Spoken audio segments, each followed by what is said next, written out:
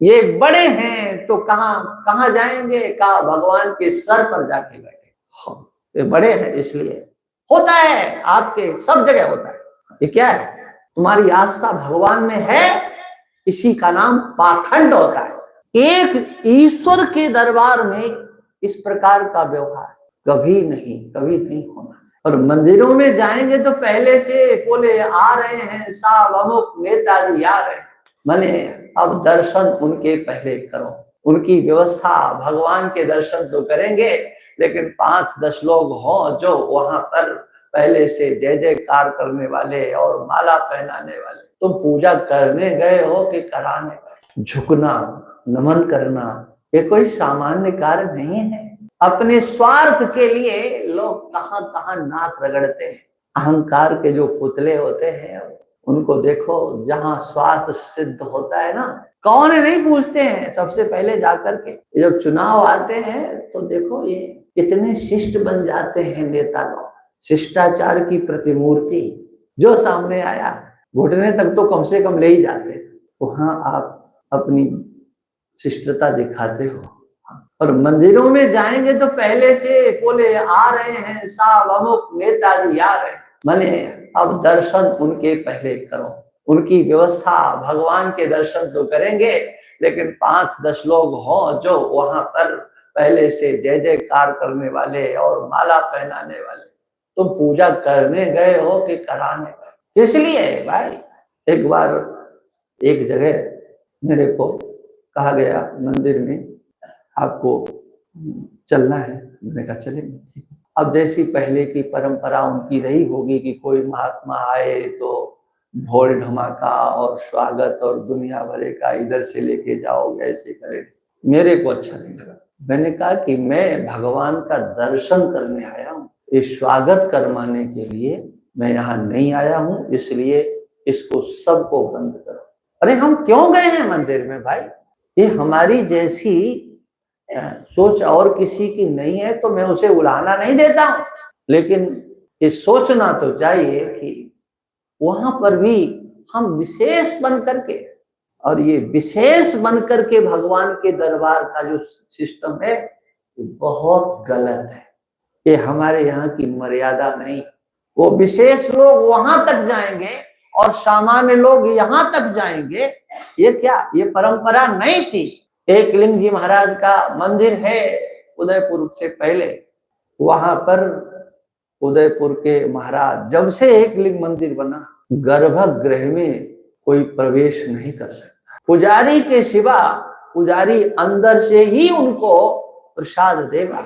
वो उनके इष्ट देवता है, उनकी पूजा के किए बिना कोई भी कार्य उनके घर में नहीं होता है, प्रतिष्ठा है। उस राज परिवार में आज भी उनके इष्ट देवता हैं, लेकिन जहां तक हम जा सकते हैं, आप सब जा सकते हो, वहां तक उसका हर परिवार का व्यक्ति जाएगा, चाहे बड़ा हो चाहे छोटा, उससे आगे नहीं जा सकता। एक सामान्य व्यवस्था, लेकिन उन मर्यादाओं को तोड़ दिया गया और आज वो दर्शन का विषय नहीं रहा, भगवान प्रदर्शन का विषय हो। ये बड़े हैं तो कहाँ कहाँ जाएंगे, कहा भगवान के सर पर जाके बैठे। हाँ, ये बड़े हैं इसलिए होता है, आपके सब जगह होता है।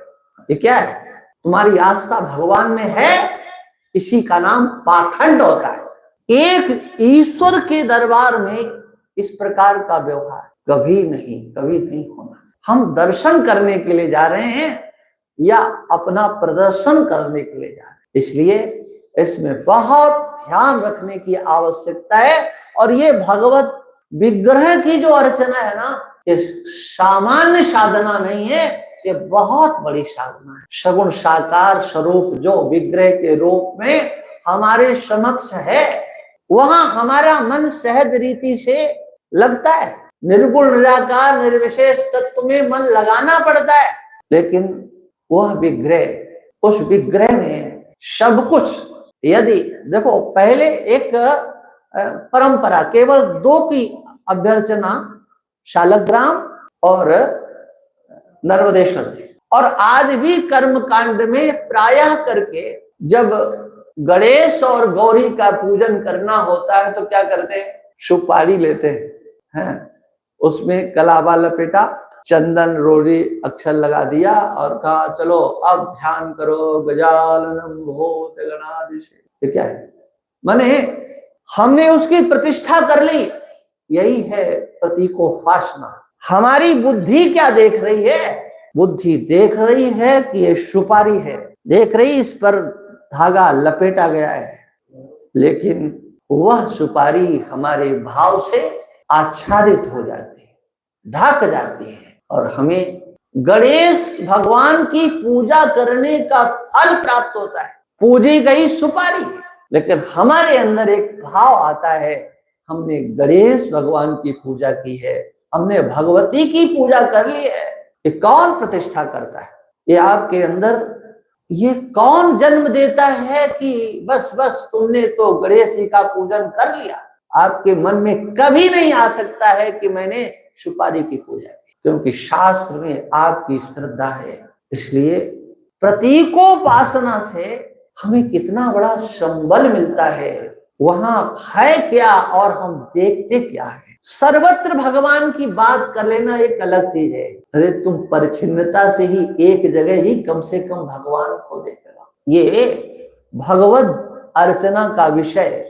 एक कह देना अरे क्या है ये, क्या रखा है इसमें, ये जो कुछ होते हैं ना, वेदांत का थोड़ा बहुत ज्ञान हो गया ना, तो सबसे पहले कहते ये पूजा पाठ इसमें क्या दम है, कुछ रखा है क्या? नहीं, सब कुछ तुम्हारे पुजाने में ही रखा है।